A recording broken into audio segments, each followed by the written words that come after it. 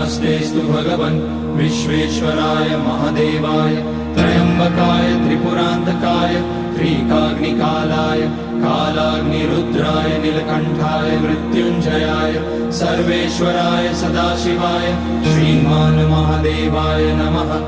ॐ नमः शम्भवाय च मयोभवाय च नमः शङ्कराय च मयस्कराय च नमः शिवाय च शिवतराय च।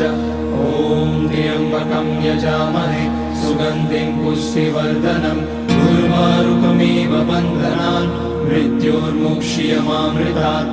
नागेन्द्रहाराय त्रिलोचनाय भस्माङ्गराय महेश्वराय नित्याय शुद्धाय दिगम्बराय तस्मै नकाराय नमः शिवाय। मन्दाकिनी सलिलचन्दन चर्चिताय नन्दीश्वर प्रमथनाथ